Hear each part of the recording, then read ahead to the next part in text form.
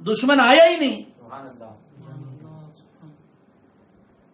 صحابہ گئے حضور کی معیت میں، حضور ساتھ تھے، تشریف لے گئے، لیکن دشمن جو تھا، غنیم جو تھا، وہ آیا ہی نہیں. انتظار کر کے آخر کار سرکار اپنے صحابہ کرام رضوان اللہ تعالی علیہم اجمعین کے ساتھ واپس مدینہ منورہ لوٹ گئے. تبوک کی جنگ ایسے ہوئی، جنگ ہی ہوئی نہیں. کیا بہت سے لوگوں کو نہیں معلوم. تو عرض کر رہا تھا کہ تبوک کی جنگ سے واپس ہوئے تو وہاں جنگ تو ہوئی نہیں، جنگ کے لیے گئے تھے، پوری نیت کے ساتھ گئے تھے، پورے ارادے کے ساتھ، مستقل ارادے کے ساتھ، پکے ارادے کے ساتھ گئے جنگ کریں گے، لیکن دشمنی آیا نہیں. تو خیر یہ ایک ایسی جنگ ہے جو جنگ ہوئی نہیں. لیکن کہا جاتا ہے تبوک کی جنگ، تبوک کی جنگ میں حضرت مولا علی کرم اللہ وجہہ شریک نہیں ہوئے. جنگ بغیر یہ جملہ کیا بتاتا ہے لوگوں کو کہ تبوک کی جنگ ہوئی ہوگی؟ نہیں، تبوک کی جنگ ہی نہیں ہوئی. ہاں بیٹل فیلڈ میں پہنچے، مورچے پر پہنچے، محاذ پر پہنچے. تو عرض کر رہا تھا کہ سرکار واپس ہو رہے ہیں، تبوک کی جنگ سے واپس ہو رہے ہیں، یعنی تبوک کے مقام سے واپس ہو رہے ہیں. راستے میں ایک مقام آتا ہے صحبہ، صاد ہے بے الف، صحبہ ایک مقام ہے. وہاں سرکار دو عالم صلی اللہ علیہ وآلہ وآصحابہ وسلم نے کچھ دیر کے لیے پڑاؤ کیا، رکے. حضور بھی ہیں آپ کے ساتھ، آپ کے صحابہ کرام بھی ہیں رضوان اللہ تعالی علیہم اجمعین. سرکار دو عالم صلی اللہ تعالی علیہ وآلہ وآصحابہ وسلم نے اپنے صحابہ کے ساتھ عصر کی نماز پڑھ لی. عصر کی نماز پڑھ لی. پڑھنے کے بعد سرور کونین صلی اللہ تعالی علیہ وآلہ وآصحابہ وسلم نے عصر تو پڑھ لی تھی، آپ نے بھی، آپ کے اکثر و بیشتر صحابہ نے پڑھ لی تھی. حضرت علی کرم اللہ وجہہ، حضرت مولا علی کرم اللہ وجہہ. مولا علی صرف میرے ہی مولا نہیں، سبحان اللہ، صدیق اکبر کے بھی مولا، فاروق اعظم کے بھی مولا، عثمان غنی کے بھی مولا. حالانکہ صدیق اکبر، فاروق اعظم، عثمان غنی یہ تینوں خلفائے راشدین مولا علی کرم اللہ وجہہ سے افضل ہیں. اس کے باوجود ان تینوں کا بھی مولا ہیں. کون؟ مولا علی کرم اللہ وجہہ، عشرہ مبشرہ کے مولا ہیں، تمام صحابہ کے مولا ہیں. حضور انور صلی اللہ تعالی علیہ وآلہ وآصحابہ وسلم ارشاد فرماتے ہیں کہ من کنت مولاہ فعلی مولا، میں جس کا مولا علی بھی اس کا مولا. جو رسول اللہ کو مولا مانتا ہے علی بھی اس کے مولا. تو اسی لیے حضرت علی کرم اللہ وجہہ کو ہم کیا کہتے ہیں؟ مولا علی. مولا علی مشکل کشا. بے شک حضرت علی مولا بھی ہیں اور مشکل کشا بھی ہیں، مشکلوں کو ٹالنے والے ہیں، مشکلوں کو آسانیوں میں بدلنے والے ہیں. یہ ہمارا ایمان ہے. سبحان اللہ، سبحان اللہ. دور ہو جا نظر سے ہے مشکل، دور ہو جا نظر سے ہے مشکل، ورنہ مشکل کشا سے کہتا ہوں. مشکل میری نظر سے دور ہو جا، چلی جا یہاں سے، میرے پاس سے چلی جا، ورنہ میں مشکل کشا کو بولوں گا، بلاؤں گا ان کو بلاؤں گا، وہ آ جائیں گے اور تو پھر بے موت مر جائے گی، تیرا برا حال ہو جائے گا. اس واسطے ان کے آنے سے پہلے ہی تو بھاگ جا. دور ہو جا نظر سے ہے مشکل، ورنہ مشکل کشا سے کہتا ہوں. سبحان اللہ. کب کسی بے نوا سے کہتا ہوں، سب کے حاجت روا سے کہتا ہوں. دور ہو جا نظر سے ہے مشکل، ورنہ مشکل کشا سے کہتا ہوں. سبحان اللہ. بہت سے لوگ بولتے ہیں مشکل کشا نہیں بولنا، مولا علی کو شرک ہوتا ہے. کیوں؟ کیا مشکل کشائی، مشکل کو ٹالنا، مشکل کو آسانی میں بدلنا کیا اللہ تبارک و تعالیٰ ہی کی ذات سے خاص ہے؟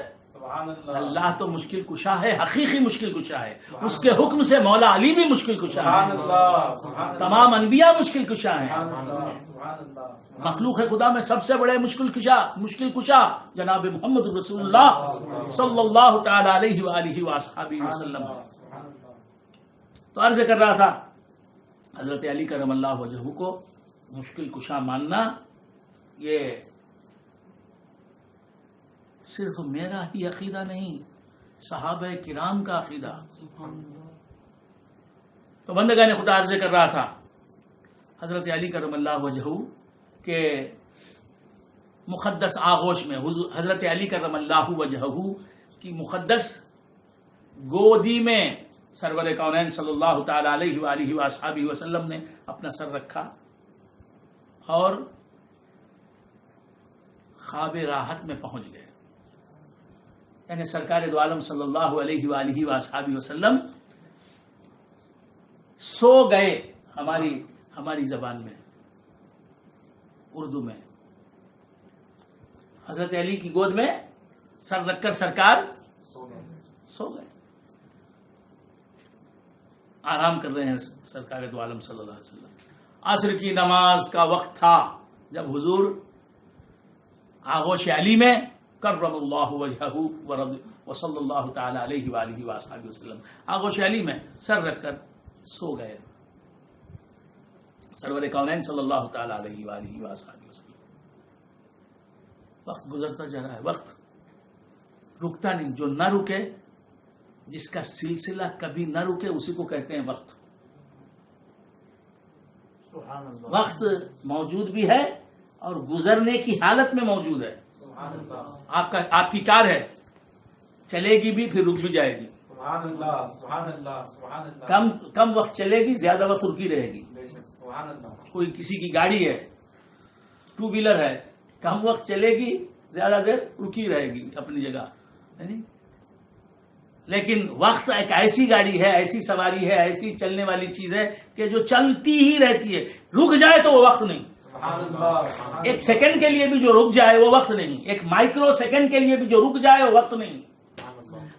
وقت کی پہچان، سمے کی پہچان، کالم کی پہچان، تمل میں کالم کہتے ہیں.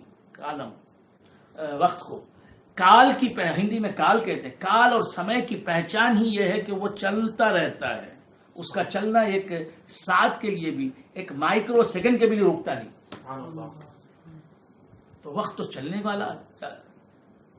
والی چیز کا نام ہے. وہ چلتا رہتا، رکتا نہیں. کسی کے لیے رکتا نہیں. کوئی مر جائے، وقت رکتا نہیں کہ فلاں مر گیا، بہت بڑا مشہور آدمی مر گیا، وقت رکتا نہیں. کوئی پیدا ہو، وقت رکتا نہیں. کسی کی شادی ہو رہی ہے، وقت رکتا نہیں. وہ گزرتا ہی رہتا ہے. اہم کام ہو دنیا میں، وقت تو چلتا ہی رہتا ہے. اس اہم کام کے لیے رکتا نہیں.